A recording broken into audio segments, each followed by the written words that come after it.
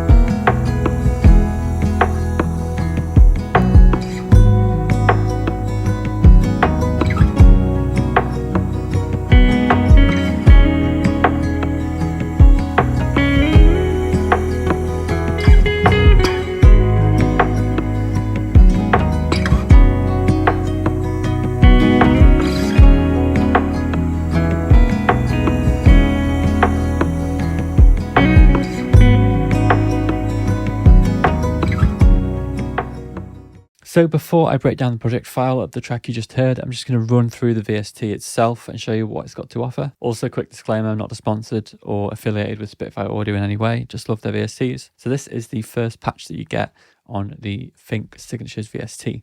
It's got the usual Spitfire interface. You can do things like control the reverb, tuning, panning, and volume up here.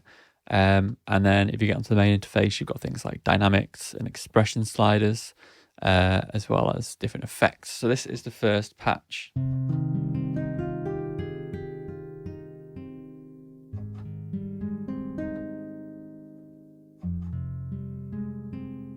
So they've done a beautiful job of keeping the sort of warmth and character of the acoustic guitars they've sampled in pretty much all of these patches.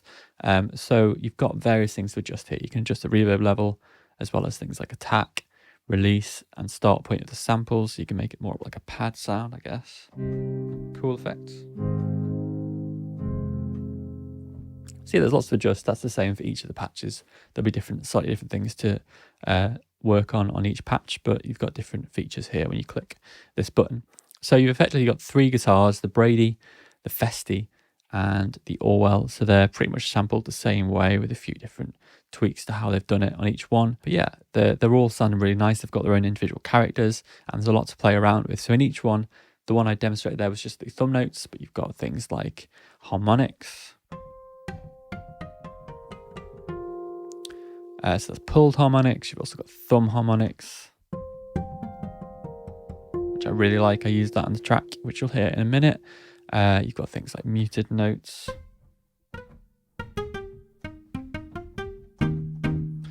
And you've got some pre-recorded arpeggiated chords and loops. So this, for example.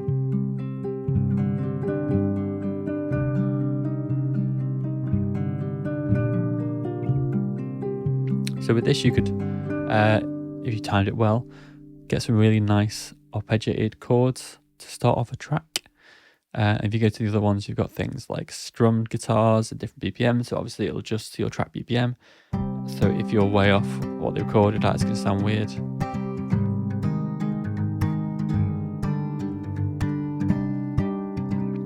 So that's pretty cool. Not something I've used much yet, but it's nice to have. And then obviously as you go through, you've got the same sort of versions of patches for different guitars. So they all sound really nice. And then on top of that, you've got some great features, which are the percussion, which again I used, and the vocals, which I used in the track. And I love the vocal stuff from Spitfire Audio generally. It's great for adding textures. This one's quite a sort of dry, gritty one compared to some of the other Spitfire vocal stuff. So you got different articulations here.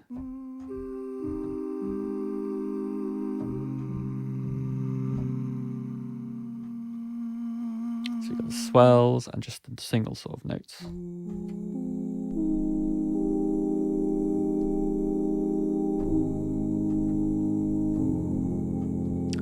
So they sound great. Obviously I used them in the beat as you heard. You've got a couple of pad sounds. Sort of an E-piano vibe. Which again, I guess they've made using samples from the guitar. And you've also got some of these sort of percussive stuff. So again, you've got the loops, which you can just trigger by clicking a button, which I again used in the beat. Or you've got the kits, which has got the one-shot sounds.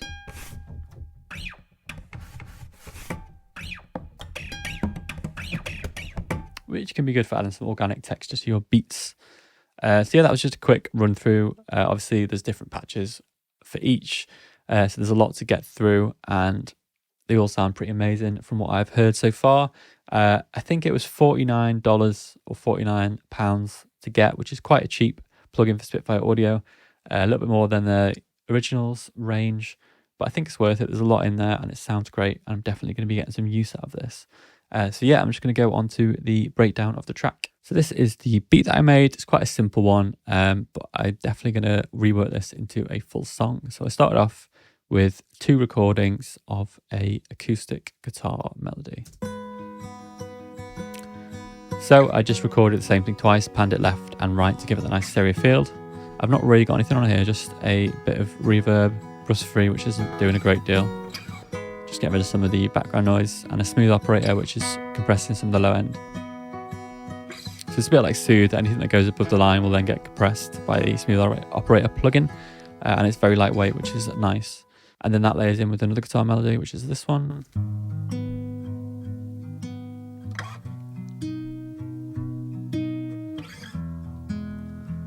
So all together,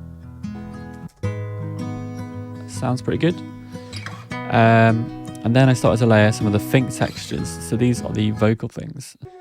So I started off with this sort of saturated sound, which is my favorite. And then I also layered it in with this thing. So this is more of a breathy ooh, I think it was. And then again, a different layer, which was the sound. And then a bit of panning for them just to give it a little bit of stereo width. So in the context, when it drops in, you got that. And then I just did a simple kick and perk, which I layered in with some Fink textures. Just my usual kick, ML Dusty kick 1. And then I've layered it with just a simple perk. But on top of those, I layered these 2 percussion things from the VST. So they're both from the Brady Beats Slow. And all I've done is cut away some of the low end because it was a bit thumpy. Same again for this one. And then in the context of the drums, just adds a little bit more variance. Super easy, didn't have to do anything really. Layered a simple bass line in on the P bass. And then next I layered this harmonic thing. So I actually played this all at the same time. I just took 3 of the VSTs, queued them all up to play, did a little bit of panning, and these are all the different sort of harmonics, which is great that you can just stack all these and get this width without having to worry about multiple takes on the guitar, etc. So I've got these plucked harmonics on the first one. The second one is the thumb harmonics from the Orwell guitar, and then finally it's the plucked notes. And with the plucked notes and the harmonics, they take up different space on the keyboard with a little bit of crossover. So some of the notes will trigger all three, some of them will just be harmonics, some of them will just be the notes, which was nice to have an easy variance. So when they come in, and finally I just did a little bit of a guitar solo with my usual guitar rack and a bit of spaced out on there for a super reverb heavy vibe.